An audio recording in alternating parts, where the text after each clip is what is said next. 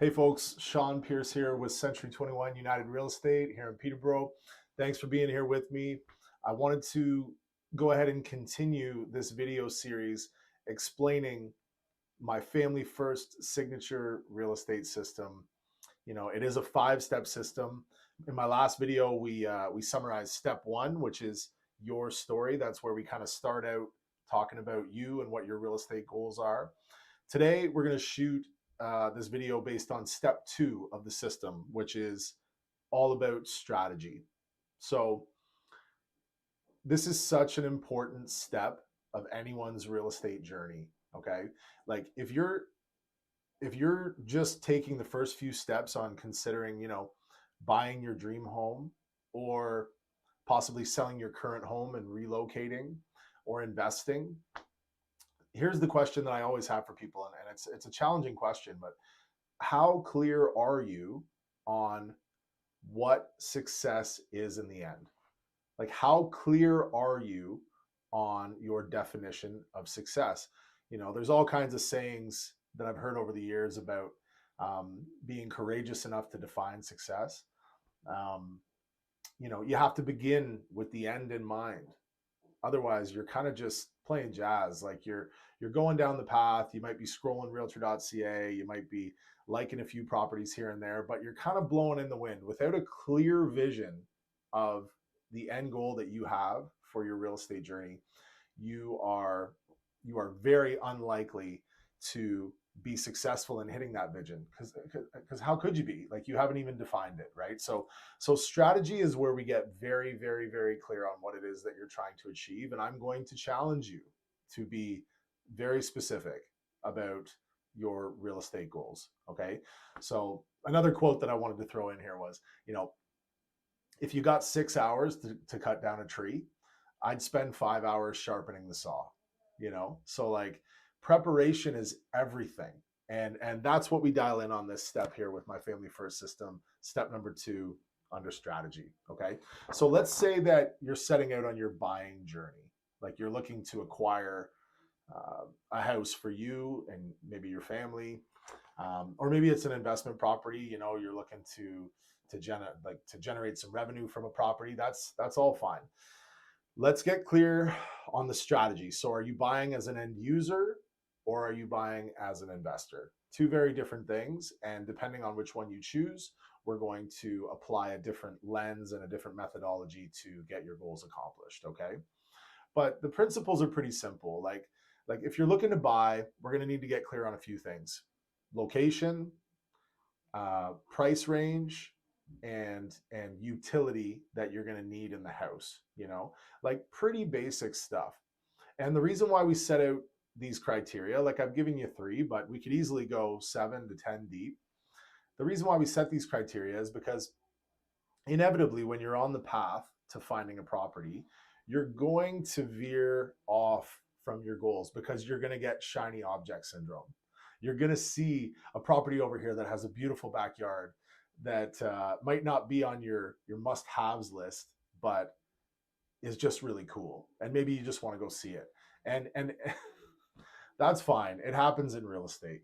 Like, that's the fun part of real estate is there's so many beautiful homes out there to view.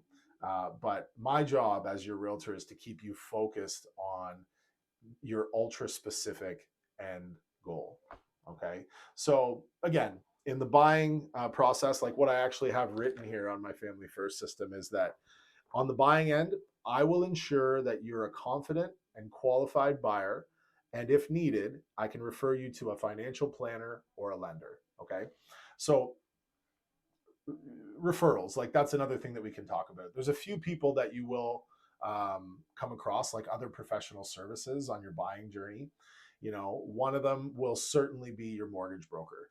Now, I tend to recommend that you find a mortgage broker who is not aligned specifically and exclusively with a bank, because typically those brokers will only offer you what that bank has to offer.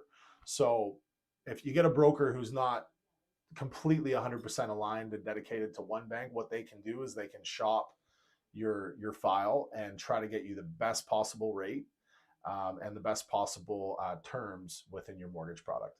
Another professional service that we'll come across on the buying end will likely be a home inspector or possibly some tradespeople who may need to come in and take a look at the house that you're considering buying once we locate it.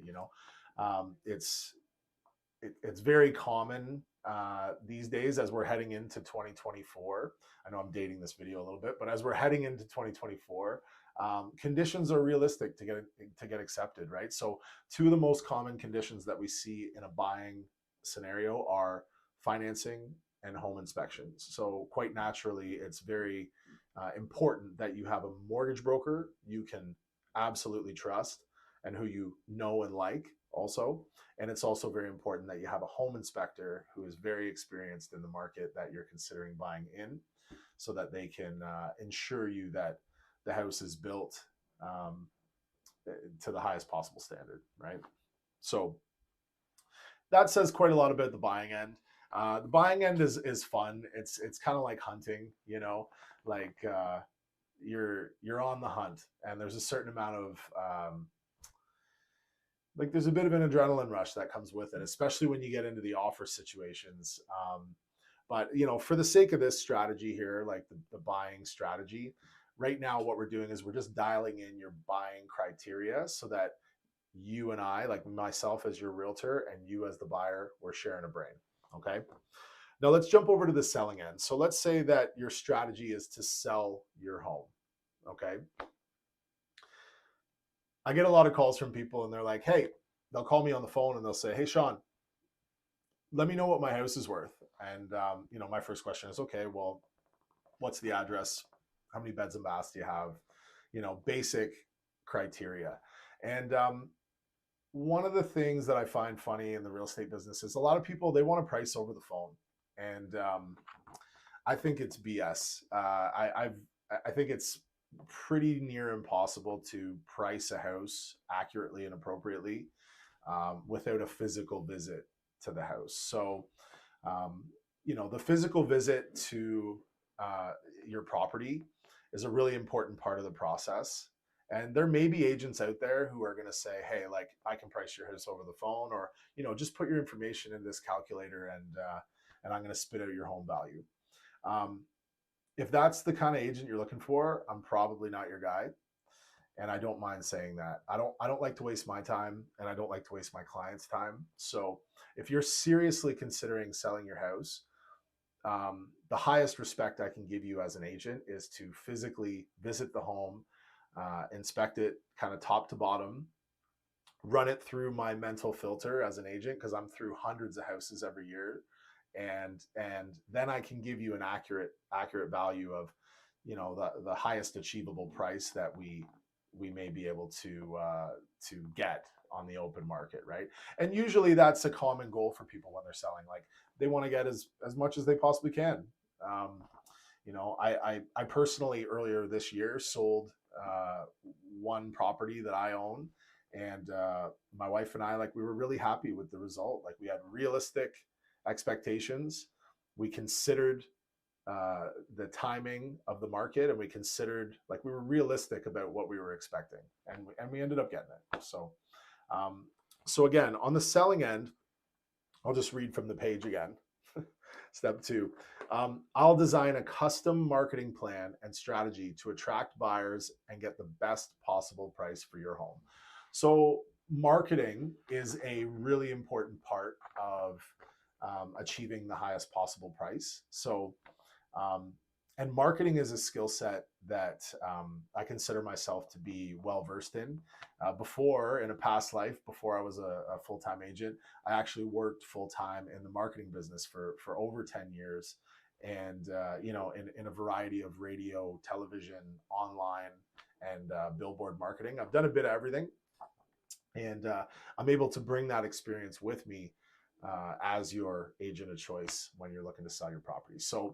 So marketing, certainly these days, social media is a really important factor.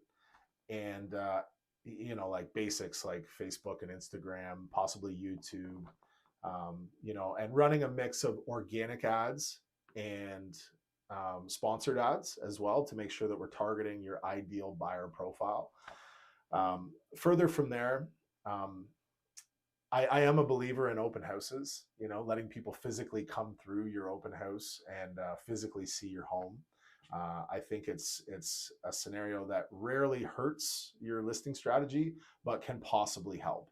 And I've been successful personally in a lot of open house situations where a buyer will walk in and say, I love it. And then, same day we might be in an offer situation. So combination of setting realistic expectations to sell your home and marketing it accurately, and then following the process of maintaining a high level of exposure for your listing and running open houses. And I think the last thing I'll mention, is just my professional network here through Century 21, which is my brokerage here in Peterborough. We've got 100 plus really competent agents here in Peterborough, here at Century 21 in Peterborough, I should say. And we all work together, like a lot of times I'll be talking to clients and they'll be like, oh, do you know so-and-so from this other brokerage? And I'll say, well, absolutely. I've done deals with that person in the past. And sometimes there's this misconception that like realtors are butting heads all the time, when in reality, there's two ends to every deal. There's a buy and a sell. And if you're a listing agent, you need a good buyer agent to bring you a deal that's gonna meet the needs of your seller. And if you're a buying agent, I can't explain how helpful it is to be able to call up the listing agent and have a rapport with that listing agent and just say, hey, so and so, happy to be speaking with you again. No two deals are the same, but the listing agent might already know me, and it just makes the conversation run so much easier. So anyways, to round this video out, step 2 of my Family First signature real estate system is all about strategy. You have to be brave enough to set goals, define success, and then to take the necessary steps day over day, week over week, to achieve that success. And you also have to be willing to lean on your realtor of choice. So whether that ends up being me or someone else you prefer, that's fine. But realtors have a lot of experience that they can bring to the table. And my encouragement would just be that you lean on that experience. Don't try to do everything yourself. Listen to your realtor, and allow them to guide you towards success on your real estate journey. All right, that kind of sums up step 2. Thanks for watching, folks. We'll catch you on the next video.